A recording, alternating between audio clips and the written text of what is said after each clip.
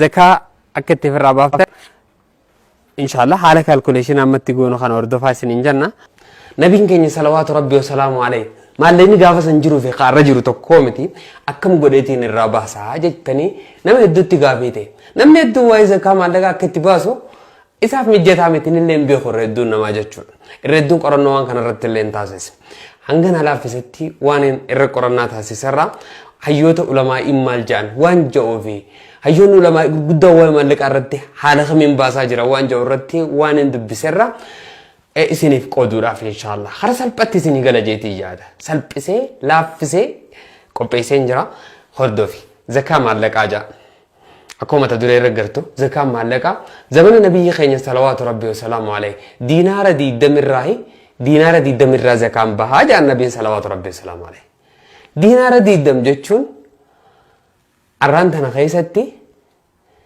دينار دي دم جتشون يورا ردي بسنة دينار سمال دينار جتشون ورقيدا نه يورا سنكيسا مالك ورقيتين وجتن توري مالك ورقيداتي مالين سون دينار دي دم جتشون دوم ورقيتاتي ورقي جراما ميقاتو تو دينار دي دم تايو إنه أكو ما سرت ترجتن كنا سديت ميشاني تو تاجتشون سديت ميشان جراما تو دينار دي دم تاجتشون لما فا زمن النبي خيستي مالين جلو درهم جامع درهم دي دمرة درهم إبلا مرة زكاة بها جاء النبي صلوات ربي وسلامه عليه درهم إبلا مرة زكاة بها يورو جامو أرى درهم نسو مالي إنما سنو مالي درهم يجون سيلفر أفان إنجليزي تين كجنون يوخانو ميتا كجنون وان بيتين يخيسة تدون من أركا كاتو أمرتي فاراتول فتشو وانا دداتي راتول فتن إيغور كيتاني درجة لما فارج رجتشون أرانتنا دوبا درهم نت إبلا ما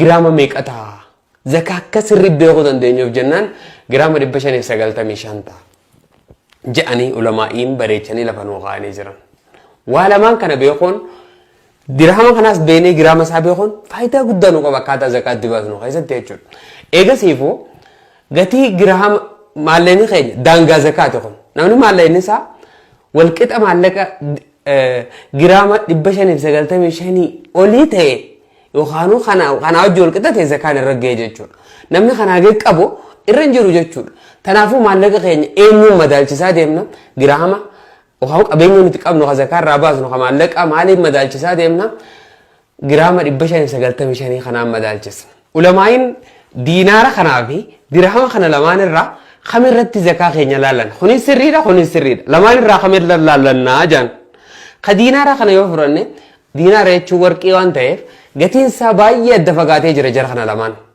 jarri kun lamaan gatiin isaanii baay'ee adda fagoodha eega adda fagoo taaneefuu kamirra madaallanna jennaan arraan tan gatiin isaa irra salphaadha akka miskiinaafis ta'utti zakaa baasuufis akka uummata nama hundaaf namni zakaa baasuu irraa kan fagaanne dirhamaa kanarra godhuu qabnaa jaan kanaafuu zakaa keenya eenyurra madaallanna dirhama yookaanuu silvar irratti yookaanuu meeta kajannuun kana maallaqa meetaa kajannuun kanarratti جراما دبشاني سجلت مشاني خنا رمضان خنا جد ما نو هاديفنو يجانو لماين خنا مو يو إسا مالله إسا دايركت خجرات وقفت فيا دلنا مالك أران تنا خكار شيدا خوركا خا الدنيا رجرو خنا إسا خنا أجي والمدان لتشوك أمنا جاني إسا خنا فلتانو لماين إيجا سيفو جراما خنا جتشون مالك خينيا ميك أتهايو إتي مالك سودي تيس اسمه خنا جرام نتوكو 1 gram of silver equal to 50 Ethiopian bir akka biyya teenyaatti manuti giraamni tokko qarshii 50 Itoophiyaa birta akkaanaan fi ilaaletti akkaanii fi dukkaanota tokko dhaqee gaafadhetti akkuma nama amartii bituu yookaan waa bitatu dhayxee gaafatta gatiin isaa meeqa akka ta'e ni hubatta jechuudha ani immoo dogoggora ta'uunis ni mala waan kanarratti isinis dukkaana naannoo keessan jiru kaan silver gurguru yookaan dukkaanota agartee waan faayaa gurguru dhaqaadha silverii da gaafadha isinis gaafattani akkana shantam godha kana gatii chirratti isaan isini himansan sani hojii wal madaalchistanii godhachuu dandeessan an kana naa dhufe yoo fi giraamni tokko riyaala suudii kudhantees bakka tana kudhanuma godhattee baay'isuudha inni sifirraa feesisu yoo fi giraamni tokko yoo warri biyya doolaaraa jirtanis giraamni tokko silvera qarshii meeqa ta'a akkuma nama Itoophiyaan bir fidadde kana isinis bakka tana fidachuu qabdan jechuudha bakka shantamaa tana fidachuu qabdan Giraamni tokko silveriin dukkaanota waatti gurguran dukkaana isa gurguru hunda dhaqaadhaati naannoo keessan magaalaa hunda jiran dhabamoo gaafadha. Giraamni tokko silveriin meeqa ta'a qofa gaafadha. Kana ni beeytan eega kana beeytan gatii tokko isaa warraan achi booda maaltu sirra jiraata? Gatii tokko isaa baruu kana eega fixatte booda waliin baay'isuu qofaa sirra jiraata. Maal baruufi wanni kana goonuuf daangaa zakaa keenya baruufi. Daangaa zakaa keenya baruudhaaf wanni kana goonuuf jechuudha. Maalleen khayyoon fi kana kan gahin taate kana hojii walqixa kan gahin taate zakaa waan sirra hin jirreef yoo kana ootu immoo zakaa waan sirra jiruuf jechuudha. Bakka ton daangaa zakaadhaati zakaan gahe moo hin geenye nama kanarratti waan beeynuuni jechuudha. Daangaa zakaa keenya beekuuf nuti arraan kan akka biyya teenyaatti akka Itoophiyaatti namni tokko giraama kana baay'isuu 50 yoggaa goone giraama 595 baay'isuu giraama 50 birrii Itoophiyaa 50 yeroo goone birrii 29,750 dhufe. Namni Itoophiyaa keessa jiru kan maallaqa waggaan irra naanne shartii zakaadhaa san guute ka qabu ka maallaqni isaa 29,750 ol ta'e biyya teenya keessa irra ka jiru zakaan irratti waajiba irratti dirqama ta'a jechuudha. Wanni sii galuu qabu. Kaasii gajjiru sadaqaa kanate malee humaa takka illee irra hin jiran jechuudha. Kaasii ol jiru yoo miliyoona qabaatees yoo 30 qabaatees 50 qabaatees 60 qabaatees 80 qabaatees asii ol kunnaan daangaadha kun. Daangaa kanaa ol kunnaan zakaan irra wajjabe jechuudha. Anarra bakka tana gatii giraama tokkootiiniin fidadde gatiin giraama tokkoo nu bira 50 waan ta'eef ati si bira yoo gatiin giraama tokkoo doolaara ka ta'u ta'e doolaara 5 ta'e yookaan doolaara 4 ta'e yookaan doolaara 2 ta'e bootaa tana naqadhu kaalkuleeshina kee godhadhu asirra waan sii dhufsan daangaan zakaa keetii akkas akka ta'u beeki.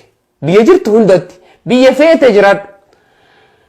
Dukkaanuma silbaraa dhaqii bakka tana sirreeffadhu kana hojii baay'ifadhu zakaan waan asitti harkattu kana daangaan isaa asii jechuudha. Maallaqni kee asii ol kunnaan sirra gahee jechuudha biyya feete jiraadhu. Riyaala Suudiitis godhi yookaan biyya feete dhaqi yookaan Ameerikaa dhaqi yookaan Awustiraaliyaa dhaqi gatii giraama tokko silvariidha.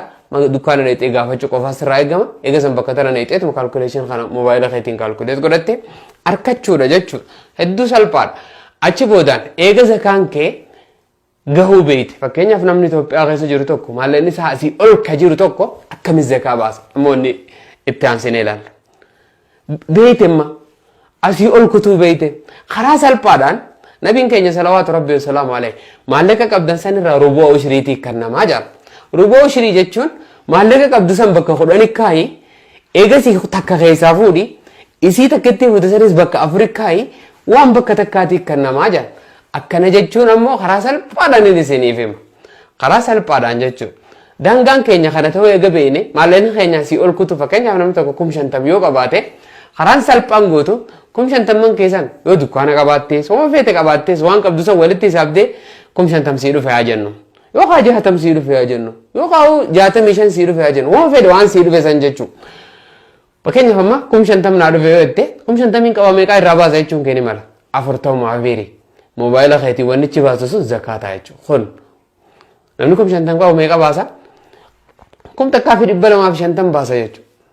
Hedduu salphaadha hanga kanaaf jecha jaannam hin seenini hanga nafarraa achi baasisi hin jenna jechuudha. Namni fakkeenyaaf 80,000 qabu 40 abeeri. 40 gisee hirte 2,000 dhufa. Zakaan wanni ati kafaluu qabdu eega daangaa kana oolkutuu beeyte maallaqa keessan 40 abeeruudha jechuudha wanni sirra jiru. Maallaqa keessan 40 hirte wanni harkattu maal ta'a? Zakaa ta'a jechuudha. Fakkeenyaaf namni kun 500 qabu tokko maallaqa Itoophiyaadha. 500 namni qabu tokko meeqa kafala? 12,500 dhufa jechuudha. Namni 500 qabu tokko 12,500 qofa kafala. Hedduu salphaadha jechuudha. Kanaaf inshaallah itti yaadnee bifa kanaan yoo miliyoona qabaattees meeqaan kafala yoo hangaan fedhe qabaattees meeqaan kafala yoo itti 40 abeeri. Wanni kaalkuleeshina fiddee dalaguun sirraa eegamu daangaa zakaa keetii qofa beekuudha. Achi ol 40 abeeru maallaqa waan qabdu 40 abeeru. Maybe wanni 40 abeertu Riyaala Suudii ta'uu danda'a, kafeete ta'uu danda'a, 40 abeerteetu markatte eega zakaa goo beeyte booda jechuudha. Yoo maallaqni kee guddaa ta'e hedduu daangaa zakaa barbaaduun hin cinqattu. Narranni geemoon gahuu barbaaduuf hin cinqattu. Maallaqa kee walitti qabdeetuma kaalkuleeshinii moobaayila keetiin 40 firtee bakka fixachuudha jechuudha. Wani biraa takka illee hin sirra hin jiru. Kanaaf inshaallah bifa salphatti isinii gala jee jaada.